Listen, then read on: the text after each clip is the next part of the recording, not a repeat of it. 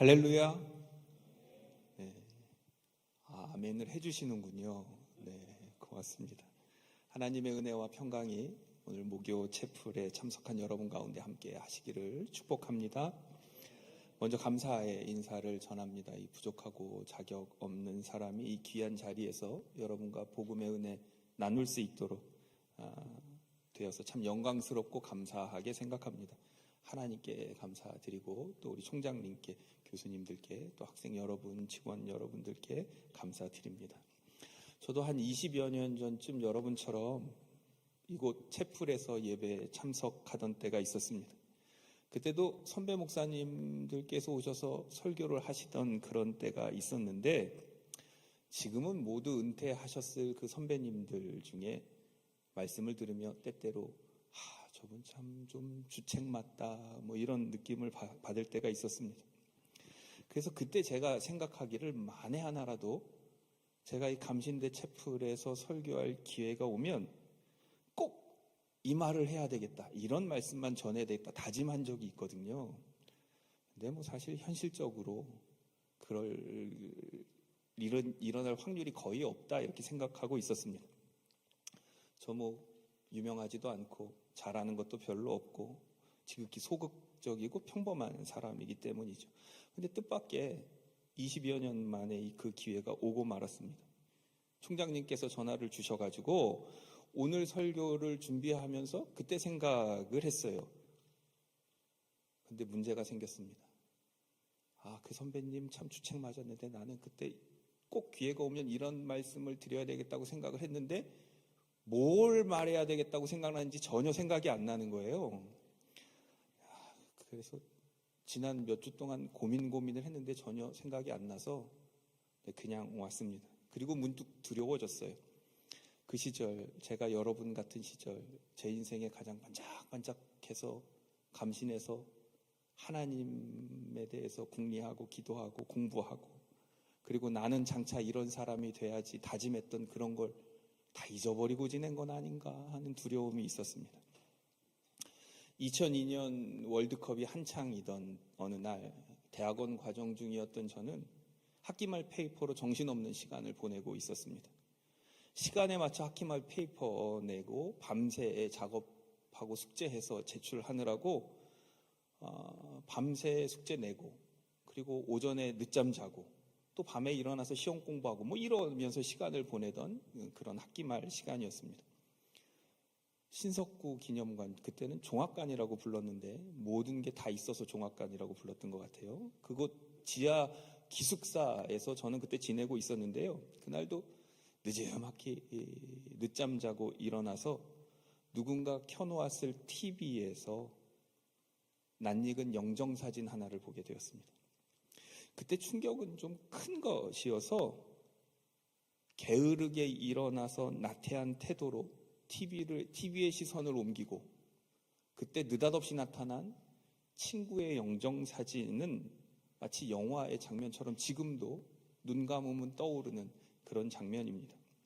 그 영정사진의 주인공은 윤영아 소령이라고 당시 서해교전을 이끌었던 참수리 고석정의 함장이었습니다. 윤영아 소령은 저와 중학교를 함께 다녔던 친구였습니다. 중학교 1학년 때 윤영아 소령과 저는 짝이었는데 영국 유학을 마치고 온 뒤라 남다른 데가 많은 친구였습니다. 그렇게 한동안 그 친구는 군인이 되고 저는 목사가 되는 과정 중에 한동안 잊고 지내던 친구 얼굴을 TV를 통해 보고 나서, 그것도 영정사진으로 보게 된 거죠. 또 게으르게 늦잠 자고 일어나서 비몽사몽간에 정신을 못 차리던 그때 우리는 29살이었습니다. 그때까지 저는 오로지 목사가 되겠노라 살고 있었습니다. 학교에 다니는 것도, 교회에서 사역을 하는 것도, 훈련을 받는 것도, 공부를 열심히 하는 것도 모두가 목사가 되기 위한 과정이라 여겼습니다. 그러니 지금 내가 해야 할 것은 서둘러 졸업을 하고 서둘러 진급 과정을 마치고 서둘러 안수 받아서 목사가 되어야, 그제서야 비로소 내가 뭔가를 갖춘 뒤 일할 자격을 얻게 되는 거라, 그때가 되어야 시작이다, 그렇게 여겼습니다. 근데 그때 동갑내기 친구의 영정 사진은 내가 목사가 되지 못하고 죽을 수도 있겠구나 하는 걸 알려주었습니다. 그리고 그건 제 인생의 큰 충격이었습니다. 지난 30년 가까운 시간을 오로지 목사가 되기 위해 살아왔는데 정작 내가 목사가 되지도 못하고 죽을 수도 있겠네? 그럼 내 인생이 뭐지? 하는 물음이었습니다. 그때 나와 동갑내기 친구는 우리나라를 위해, 민족을 위해 자신의 몫을 다 하다가 그러다 하나님 앞에 갔는데, 나는 여지껏 목사 되려고 살다가 목사도 못 되고 죽으면 하나님 앞에서 뭐지? 이런 의문이 들었습니다. 그때 알게 됐습니다. 우리의 오늘은 결코 당연하지 않습니다. 그리고 그때 결심했습니다. 막연히 있을지 없을지 모를 미래를 위해 오늘을 포기하지 말고 오늘 죽어도 후회가 남지 않는 그런 인생 살아야겠구나 하는 다짐 말입니다. 그 후로 20년이 넘도록 하나님은 제 생명이 이어지도록 은혜를 주셨고, 그 사이에 목사도 되었고, 오늘 이렇게 여러분 앞에 설 수 있는 기회도 얻게 되었습니다. 모든 게 하나님의 은혜입니다. 저는 오늘 여러분께 한 가지만 당부를 드리려고 합니다. 오늘을 기쁘게 최선을 다해 여러분이 뭘 하시든 그걸 열심히 하며 그렇게 사십시오. 할 수 있는 한 하나님의 뜻을 구하고 할 수 있는 한 사람을 사랑하며 그렇게 사세요. 우리는 하나님을 믿으니 오늘 하루를 주셨음을 감사하며 그저 오늘 하루만큼만 하나님의 뜻을 더 구하고 그저 오늘 하루만큼만 더 사람을 사랑하려 애쓰면 그러면 좋겠습니다. 예수님은 말씀하십니다. 하나님의 나라는 씨를 땅에 뿌림과 같다. 오늘 본문인 26절로 29절 우리 같이 한번 읽어볼까요? 화면에 보여주실 수가 있으시겠죠? 네, 같이 읽습니다. 또 이르시되 하나님의 나라는 사람이 씨를 땅에 뿌림과 같으니 그가 밤낮 자고 깨고 하는 중에 씨가 나서 자라되 어떻게 그리 되었는지 알지 못하느니라.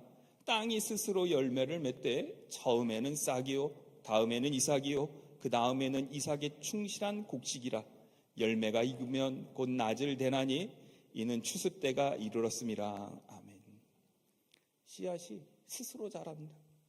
여기서 씨앗은 하나님 나라를 상징하고 우리는 씨 뿌리는 사람들입니다. 우리가 씨앗을 뿌리면 그 씨앗은 스스로 자랍니다. 그래서 씨앗을 뿌리고 나서 이게 자랄까? 변화가 있을까? 낙심하고 걱정할 필요가 없습니다. 씨앗은 결국 스스로 자라나기 때문입니다. 씨앗을 뿌려놓고 이 씨앗이 자랄까? 전전긍긍할 필요가 없습니다. 씨앗을 자라게 하는 건 씨 뿌리는 사람이 아니기 때문입니다. 씨 뿌리는 사람은 그저 씨앗을 뿌리면 됩니다. 그것으로 충분해요. 씨를 자라게 하시는 분도 하나님이시고 뿌려진 씨앗을 스스로 하나님이 자라게 하십니다. 이 비유의 핵심은 인내하는 믿음입니다. 현실이 답답하고 내 생각과 다르고 내가 기대하는 시간과 달라도 하나님은 하나님의 시간에 맞추어 하나님의 역사를 이루신다는 사실이 핵심입니다. 저는 여러분들의 고민, 청년 세대의 고민, 특별히 신학생으로 교회와 학업을 동시에 해가며 느끼게 되는 갈등, 대강 짐작만 할 뿐입니다. 교회도 답답하고 미래도 암담하고 세상엔 도무지 희망이 없으니 내가 가는 이 길이 옳은 것인가 고민도 많을 겁니다. 하지만 교회의 변화, 세상의 변화, 이거 우리 능력으로 사람의 힘으로 할 수 있는 일이 아닙니다. 우리가 할 수 있는 일, 우리가 마땅히 해야 하는 일, 그건 믿음으로 그저 씨를 뿌릴 뿐입니다. 우리는 그저 씨 뿌리는 마음으로 매일매일 우리에게 주어진 삶의 자리에서 우리에게 주어진 책임과 역할을 다하며 그렇게 오늘을 감사하며 사는 일이 우리의 몫입니다. 씨를 뿌리는 것, 그리고 믿음으로 기다리는 것, 그게 우리 몫입니다. 그러니 열심히 공부하시고 또 기도하시고 교회를 사랑하며 섬기시고 가능한 하나님의 뜻을 구하시고 가능한 사람들을 사랑하십시오. 가능하면 미움보다는 사랑을 선택하시고 또 죽음보다는 생명을 선택하십시오. 씨 뿌리는 사람은 씨를 뿌리면 그것으로 족합니다. 그 다음은 하나님 영역입니다. 하나님의 시간에 우리에게 필요한 것, 우리가 씨를 뿌리고 나면 그 다음은 하나님의 영역인데, 하나님의 시간에 우리에게 필요한 것은 기다리는 일이에요. 그럼 하나님의 때를 따라 이루십니다. 여긴 중요한 사실이 하나 있습니다. 씨 뿌리는 사람이 없으면 씨앗이 자랄 수가 없다는 점이에요. 우리가 씨앗을 뿌리지 않으면 하나님도 씨앗을 자라게 하실 수가 없습니다. 씨앗을 자라게 하시는 이는 하나님이시고 우리는 씨앗을 뿌리는 사람들입니다. 우리가 씨앗을 뿌리면 그럼 하나님이 자라게 하십니다. 우리가 씨앗을 뿌리지 않으면 하나님도 자라게 하지 못하십니다. 외경에 실린 예수님 비유 말씀 중에 제가 참 좋아하는 이야기가 있어서 그 말씀 전해드리고 설교를 마치려고 합니다. 바로 깨진 항아리의 비유입니다. 한 여인이 이른 아침 우물가에서 물을 길러 옵니다. 항아리 하나 가득 물을 길러서 머리에 이고 집에 돌아옵니다. 그 물 항아리로 온 가족이 하루를 살아내야 합니다. 아침에 일어나서 세수하고 음식을 만들고 하는 일에는 많은 물이 필요합니다. 그러니까 항아리 하나에 담긴 물은 그다지 여유롭지가 않으니 아껴서 소중하게 사용해야 합니다. 그날도 여인은 부지런히 우물가에 가서 물 한 동이를 길어 머리에 이고 왔습니다. 그런데 집에 돌아와 보니까 물 항아리가 비어 있었습니다. 물동아리를 잘 살펴보니 항아리에 금이가 있었고 그 금으로 물이 다 새어 흘러가 버린 것이죠. 그러면 이른 아침부터 그 우물가에 가서 물을 길러온 그 여인의 수고는 헛수고가 되고 마는 걸까요? 그렇지 않았습니다. 깨진 항아리에서 흘러나온 물은 길가의 꽃들에게 흘러갔습니다.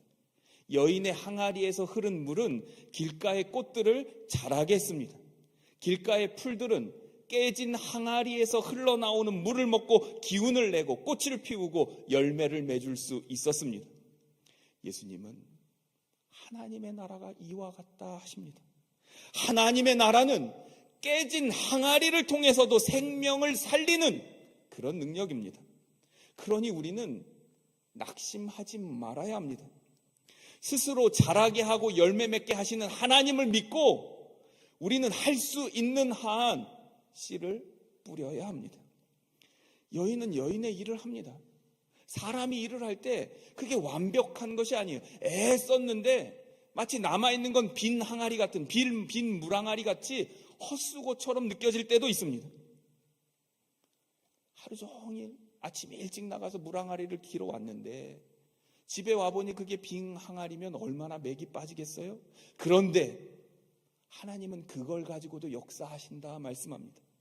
깨진 항아리를 통해서도 하나님은 하나님의 역사를 이루십니다.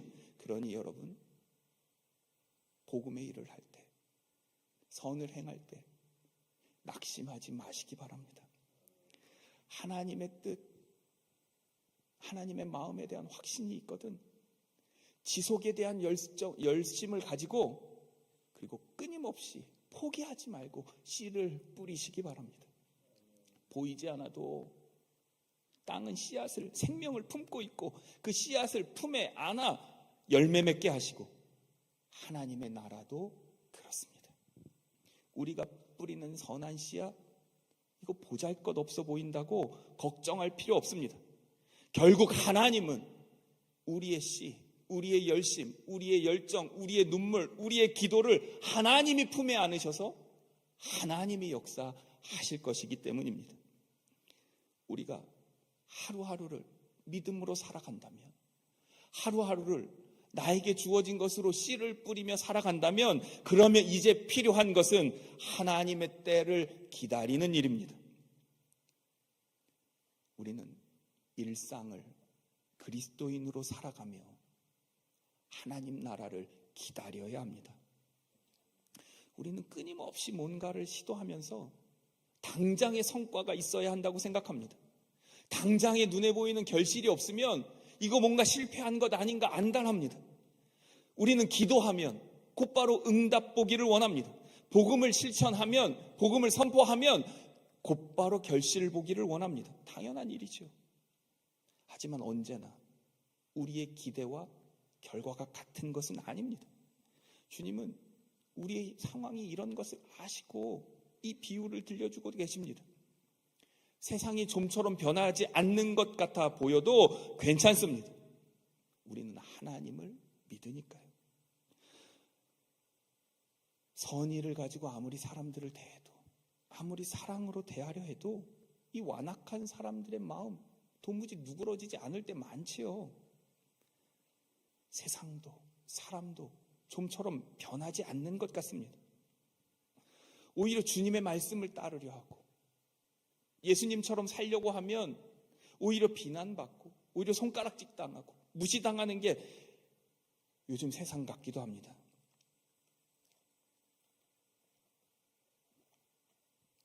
그러면 우리가 그렇게 살아가는 일, 하루하루 주님을 믿음으로 살아가는 길이 헛수고일까요? 그렇지 않습니다. 우리는 그저 믿음으로 씨를 뿌립니다. 우리에게 주어진 것은 씨를 뿌리는 일이에요. 예수님은 결과 상관하지 말고 그저 씨를 뿌려라 말씀합니다. 씨앗이 자라 결실하게 하는 건 하나님의 일이시니, 그러니 하나님을 믿음으로 부지런히 씨를 뿌려라, 그렇게 말씀하십니다. 아침에 일어나고 또 열심히 하루를 살고 또 밤이 되어 눕고 다시 새로운 날을 맞아 일어나면서 우리는 씨를 뿌려야 하고 또 기다려야 합니다. 기다리는 일이 쉽지만은 않기에 우리에겐 믿음이 있어야 합니다. 포기하지 않는 믿음, 인내하는 기도. 여러분이 뿌리는 씨앗으로 하나님의 나라가 더 풍성하게 하나님 역사하실 줄 믿습니다. 날마다 여러분의 일상에 천국의 기쁨과 소망 더 풍성히 뿌리며 살아가는 여러분 되시기를 축복합니다. 포기하지 마시고 하나님을 믿으니 믿음으로 씨 뿌릴 때 하나님이 여러분 삶 가운데 하나님의 영광, 그 아름다운 생명의 열매들을 더 풍성히 맺고 더 풍성히 맺게 하시기를 주님의 이름으로 축복합니다. 사랑과 긍휼이 많으신 하나님 고맙습니다.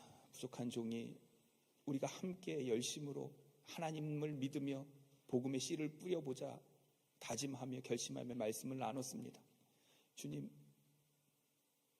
현실은 암담하고 어둡고 근심 걱정 많은 그런 때를 살아가지만 우리는 하나님을 믿습니다. 하나님 씨 뿌리면 하나님 자라게 하셔서 하나님 나라 이루신다 하셨으니 믿음으로 씨 뿌리는 우리들 되게 하여 주옵소서. 이 시간 주님 앞에 고개 숙인 사랑하는 하구들 그 머리 위에 주님 친히 안수하여 주시어서 마음의 열정을 주시고 믿음을 주시고 우리의 앞으로 맞이하는 날들이, 앞으로 맞이하는 교회의 날들이 더 풍성하고 아름다운 하나님의 영광 드러내고 많은 이들을 구원의 길로 이끄는 복된 날들로 삼아 주옵소서. 예수님 이름으로 기도드립니다.